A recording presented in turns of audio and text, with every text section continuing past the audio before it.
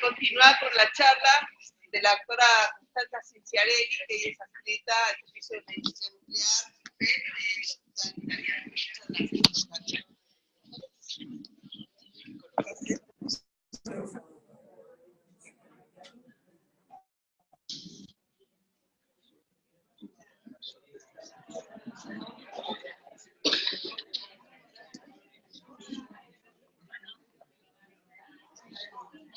Ese para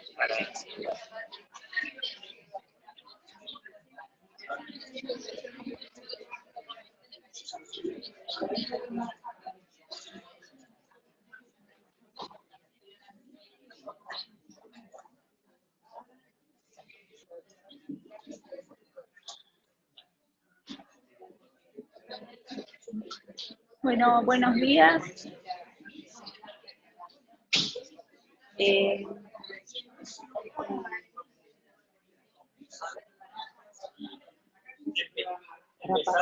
Para pasar.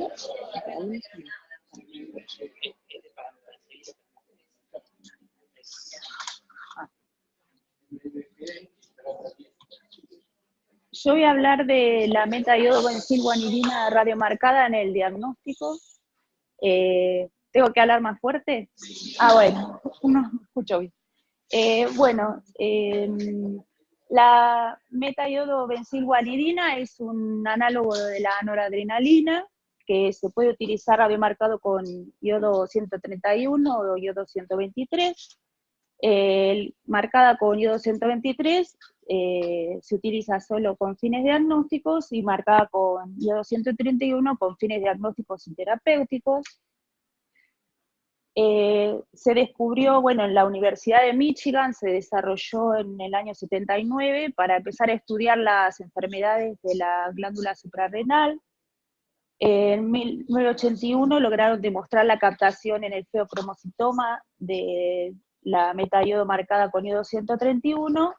En el 89 se describieron 2 casos de neuroblastoma con captación de metaiodo, y luego se desarrolló la metaiodo marcada con iodo 123, pero se empezó a distribuir recién en la década del 90, también se desarrolló en Estados Unidos, en Europa, pero no fue aprobada por la FDA en Estados Unidos para el uso diagnóstico hasta el 2008. O sea que todos los trabajos previos al 2008 se hicieron con metaiodo marcada con iodo 131.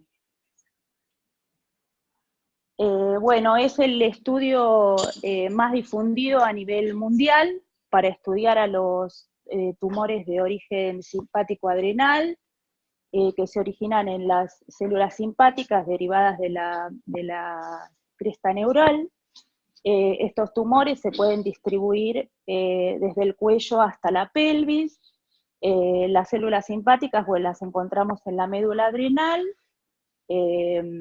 Los feocromocitomas son los paragangliomas que se localizan a nivel de la médula adrenal, que son más frecuentes en la población adulta. Y también los neuroblastomas, que son los más frecuentes, los tumores neuroblásticos más frecuentes de la población pediátrica, se pueden localizar tanto en la médula adrenal como en el sistema simpático. Y después el resto de los paragangliomas del adulto se pueden originar o en el sistema simpático, y los de cabello y cuello en general derivan del sistema parasimpático. Llevamos ahora una estadística en el hospital desde el año 2016. La mayor parte, casi el 80% de los estudios lo hacemos en los pacientes pediátricos, en el diagnóstico inicial y seguimiento de los neuroblastomas, y en estos 2 años hicimos 108 pacientes, 85 pacientes pediátricos y 22 adultos. 23, perdón. Esta es la distribución por año de los pacientes que hicimos. Como ven, predominan siempre los pacientes pediátricos que atendemos en el servicio, y a partir de julio de 2018, de este año, empezamos a trabajar con la metaiodo marcada con iodo 123. Ya hicimos 11 pacientes, y lo que va del año ya hicimos en total 29 estudios. Y bueno, según la guía del 2010, para realizar el rastreo con MIBG, la indicación principal sería para la localización, la estadificación inicial y el seguimiento de los tumores, como dije, de origen simpático adrenal, en el adulto los feocromocitomas y paragangliomas, y en los niños los tumores neuroblásticos. También citan algunos otros tumores, pero en realidad en los tumores carcinoides y en el tumor, el carcinoma medular de tiroides no sería el estudio que uno toma como primera opción. Bueno, también la indicación es en la planificación, cuando uno planea en estos tumores, hacer tratamiento con la metaiodo marcada con iodo 131, bueno, para el seguimiento de la respuesta al tratamiento y para detectar recaídas de la enfermedad. Cuando uno sospecha recaída, recordemos que la metaiodo es un método muy sensible, incluso cuando todavía las recaídas son asintomáticas en el neuroblastoma, sobre todo para detectar lesiones a nivel esquelético.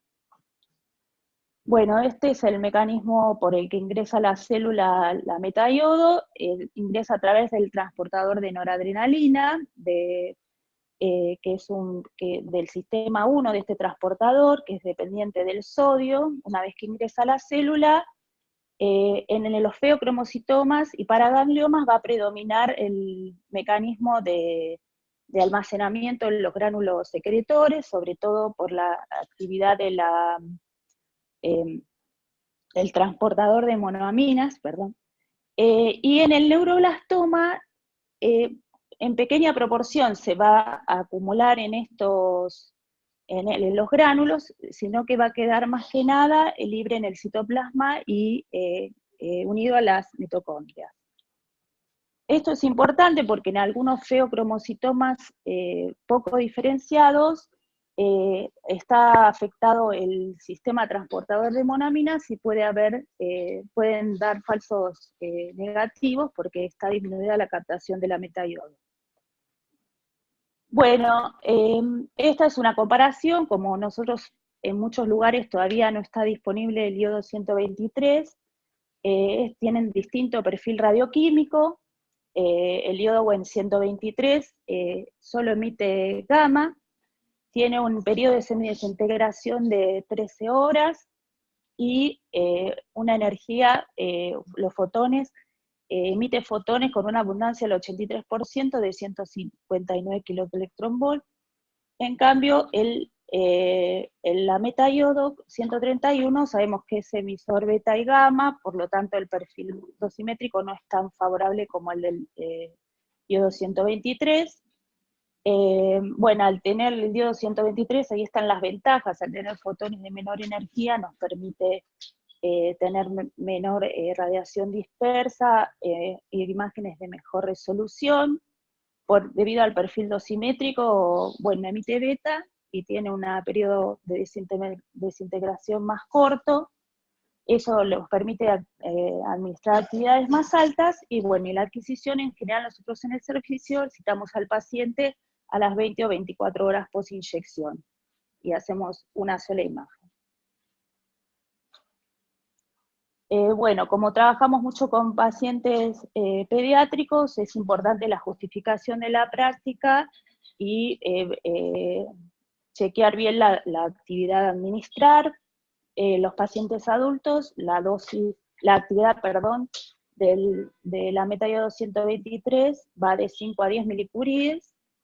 En los niños hay dos consensos, uno es el de la guía europea, nosotros nos basamos más en la actividad de la guía europea, que usa actividades más altas. Perdón, salto.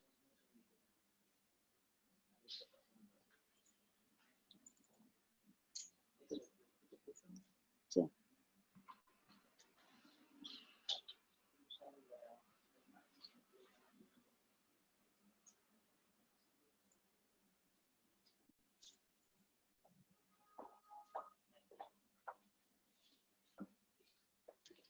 Bueno, y no va, no anda, Raúl. Bueno, Y después también están las guías del consenso norteamericano del 2010, que utiliza actividades un poquito más bajas. Bueno, se tiene que administrar siempre en forma endovenosa bien lenta, porque puede provocar hipertensión, sudoración, vómitos, así que bueno, hay que tener cuidado a la hora de administrarlo. Y bueno, y también ahora contamos con esta herramienta online, la pueden encontrar también acá en la página de la BIM, y hay aplicaciones también para el celular, ¿no, Raúl? Los que estás en el tema, bueno, que uno ingresa el peso del paciente, elige el radiofármaco y le da las actividades a administrar de acuerdo a la recomendación de la guía americana o de la guía europea. Bueno, esta es la dosis efectiva que reciben los pacientes con las actividades que hablamos.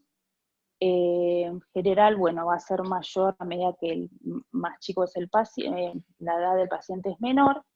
Y bueno, hay que tener especial consideración cuando se utilizan los equipos híbridos, tener siempre en cuenta que si el paciente ya tiene una ATC, una tomografía diagnóstica, no volver a hacer una tomografía diagnóstica. Si no la tiene, es bueno coordinar con el servicio de diagnóstico para hacerlo todo en un solo momento.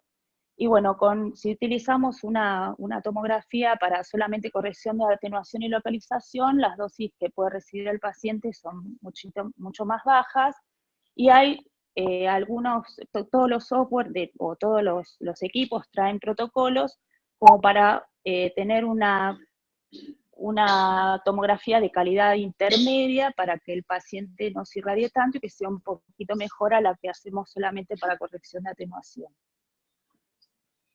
Bueno, las precauciones en el embarazo siempre se tiene que justificar la práctica y ver si se justifica hacer el estudio y sopesar el riesgo y el beneficio que va a tener. En las mujeres que están amamantando siempre hay que averiguar esto antes, porque a veces puede ser traumático para la mujer suspenderle la lactancia. Hay que avisarles, bueno, que si va a hacer el estudio con 123, en nivel 123, la tiene que suspender solo por 48 horas, y con el 131 hay que suspenderla en forma definitiva, porque por lo menos tiene que suspender de 5 a 6 semanas, no le va a poder dar el pecho, y después retomar la lactancia es muy difícil, así que directamente se le dice a la mamá que la va a tener que suspender.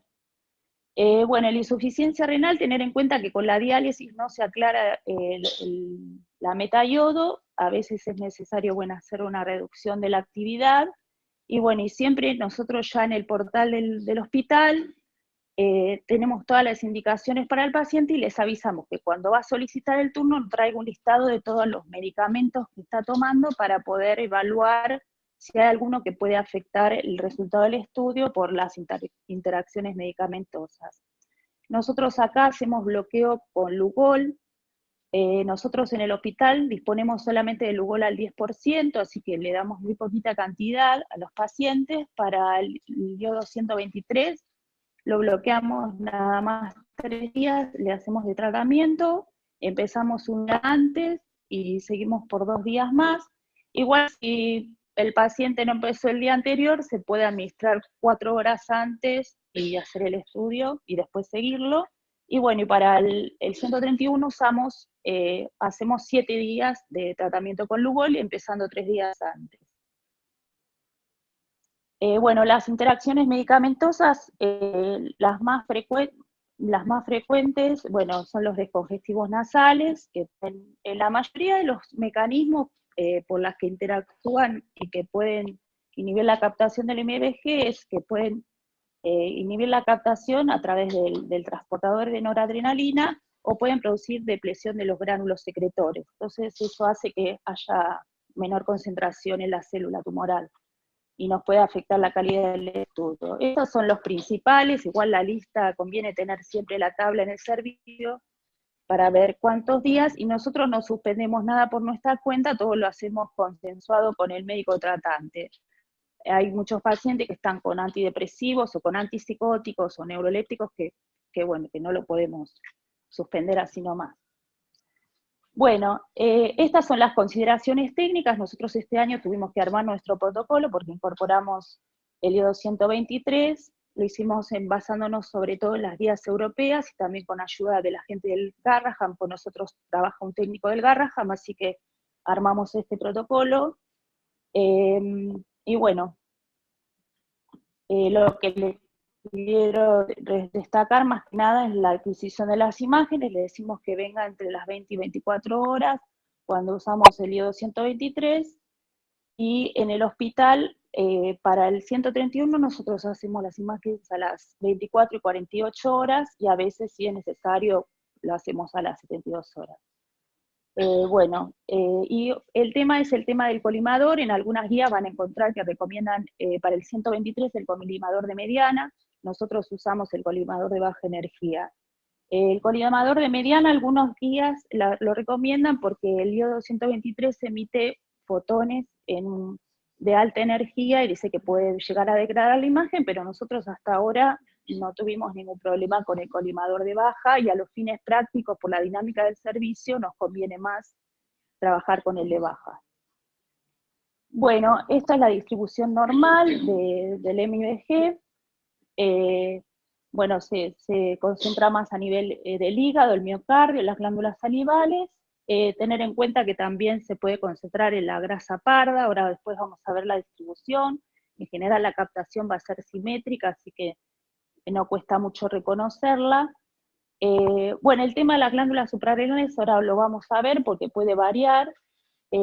Bueno, también en las chicas puede haber captación uterímana durante el ciclo menstrual, y en las últimas localizaciones es mucho más tenue la captación, y tener en cuenta que la captación esquelética siempre va a ser patológica, así que bueno, nunca vamos a ver en esqueleto captación de MIBG.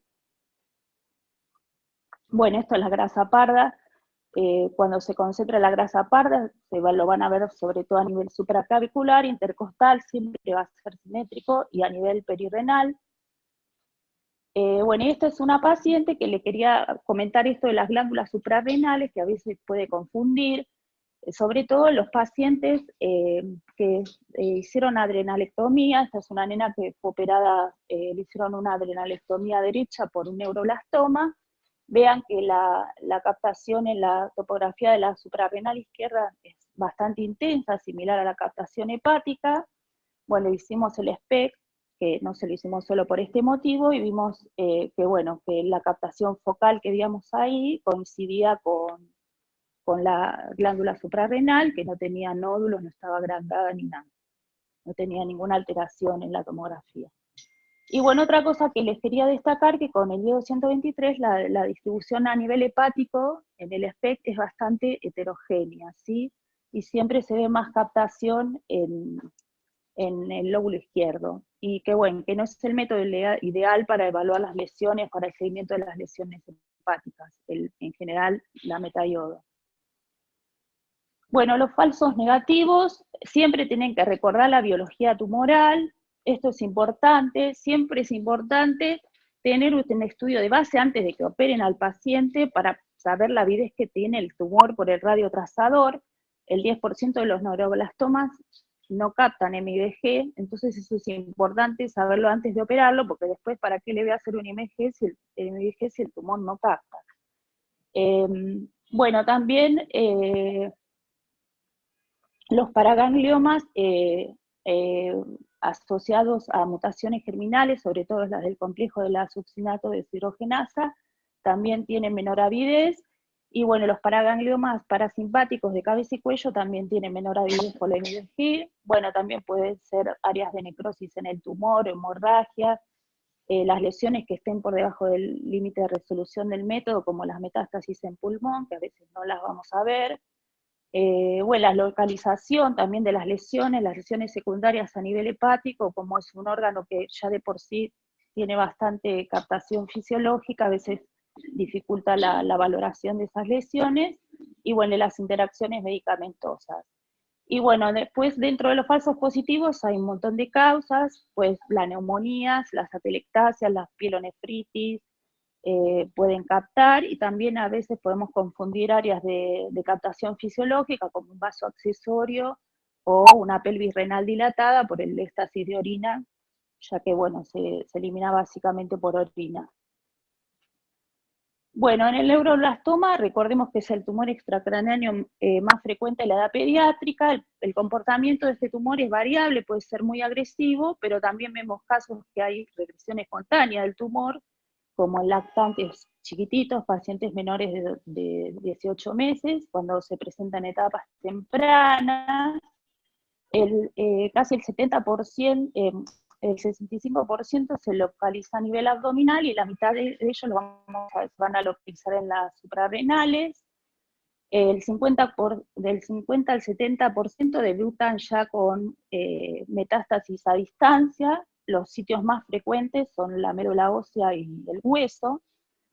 También son los sitios donde son más frecuentes las recaídas. Y del 15 al 20% de estos casos avanzados, estadio 4, son refractarios a la quimioterapia de inducción, que es la primera etapa del tratamiento, y esto es un signo de mal pronóstico. Bueno, y cuando alcanza la remisión completa o aunque alcanza respuesta parcial, después de esta quimioterapia de inducción, el 40 al 50% va a recaer. Y a pesar, bueno, del tratamiento agresivo, la sobrevida libre de enfermedad es menor al 50%. Bueno, en cuanto a la evaluación inicial, dijimos que siempre conviene tener un MIBG antes de operar al paciente. En la estadificación y en la detección y estadificación se describe una sensibilidad del 88 al 92% y una especificidad del 83 al 92%.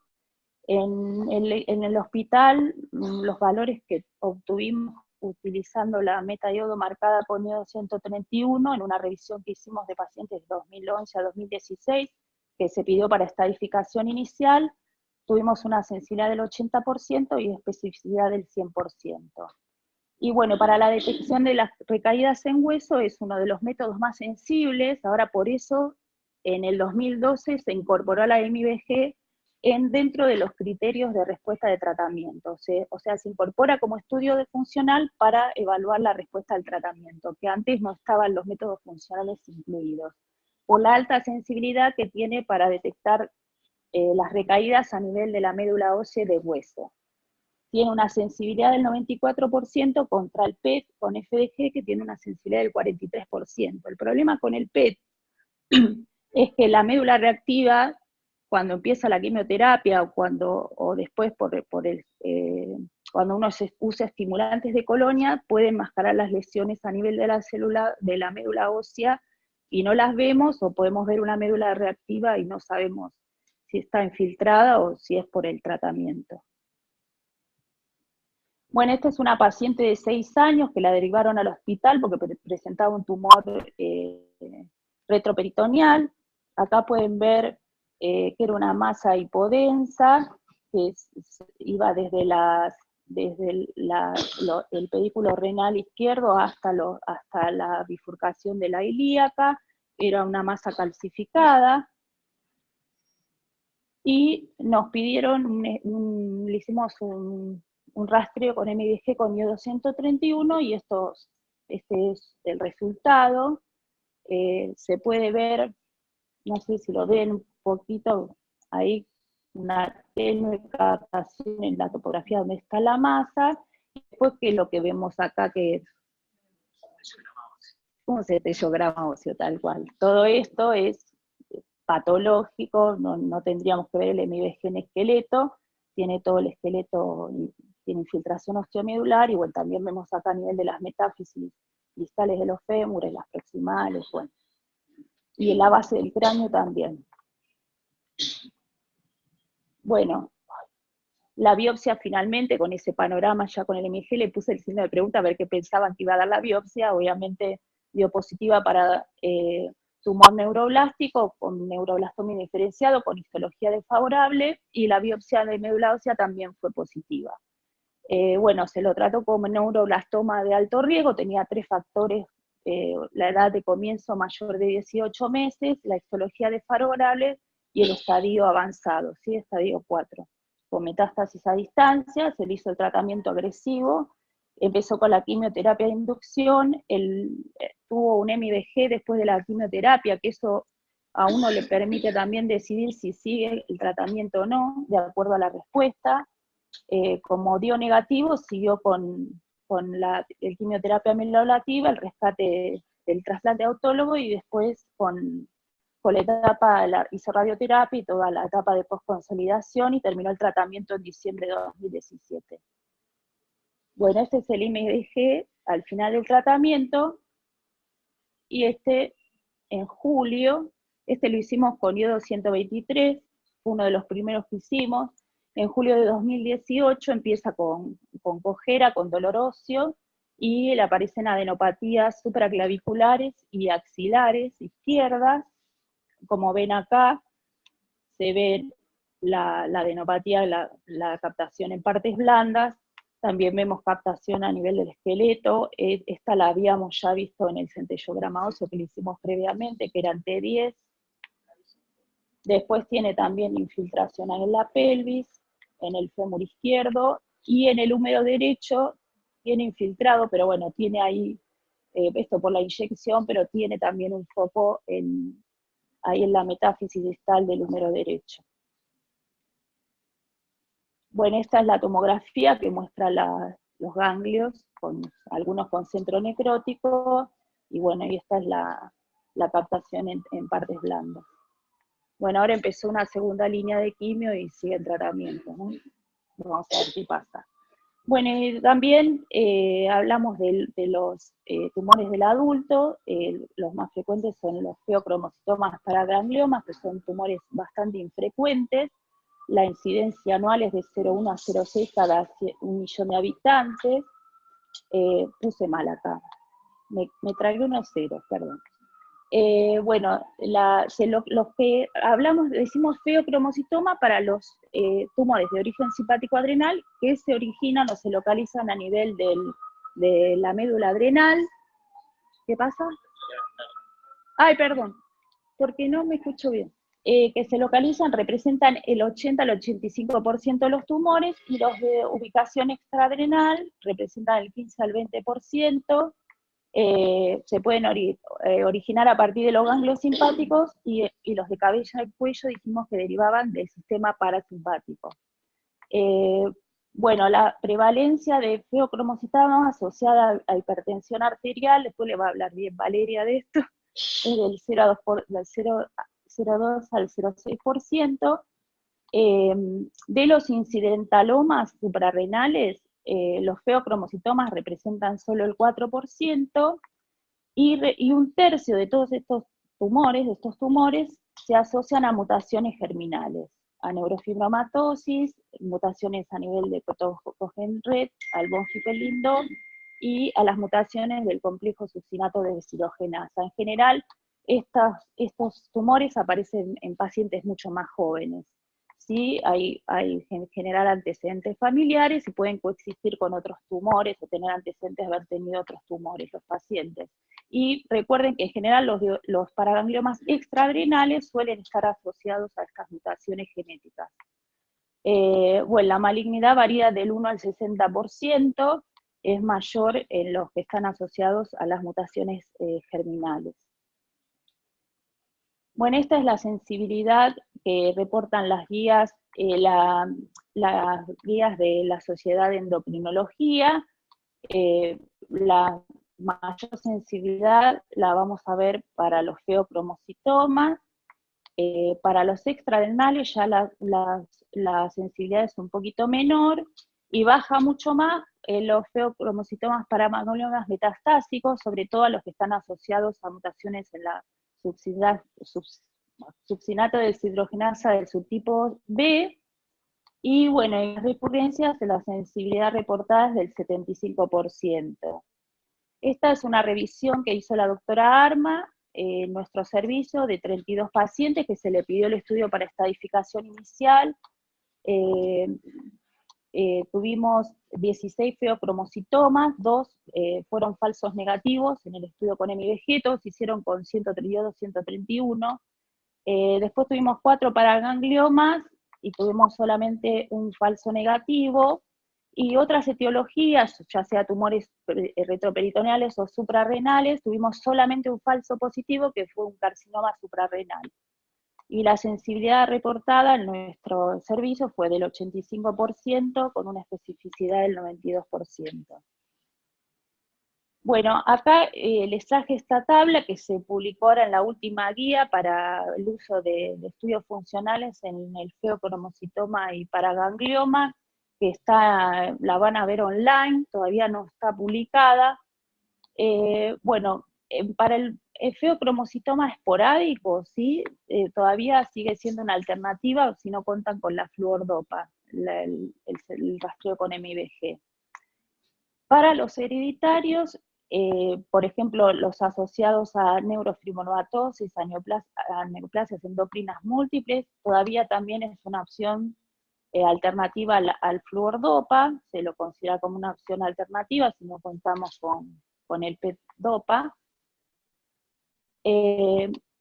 Los esporádicos, la sensibilidad es muy baja, así que no se recomienda el uso del rastreo con MIBG, y recordar que en los multifocales y todos los que sean metastásicos, sobre todo los asociados al complejo de la cipsinato deshidrogenasa, se toma como de última línea cuando no tenemos otras opciones como el galio, con el PET galio o el PET con FDG o fluordopa. Entonces se puede hacer junto con el PET con FDG como tercera línea de diagnóstico, digamos, cuando no tenemos otras opciones. Bueno, y acá les dejo este cuadro, si quieren, para ver cuál es el método de elección, de acuerdo a la mutación genética que tengan.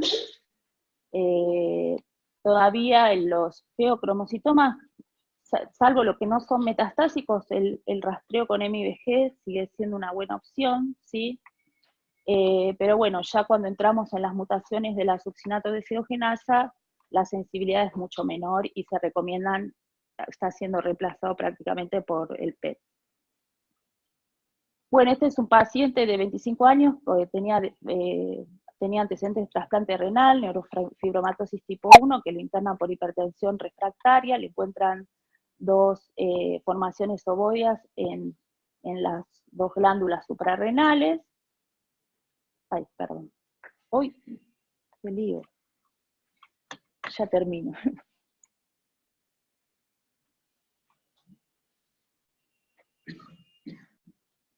Bueno, le hacemos el rastreo con MIBG, este fue también con iodo 131, y vemos ahí a nivel de topografía de las dos suprarrenales, el aumento de captación focal, sobre todo a predominio izquierdo.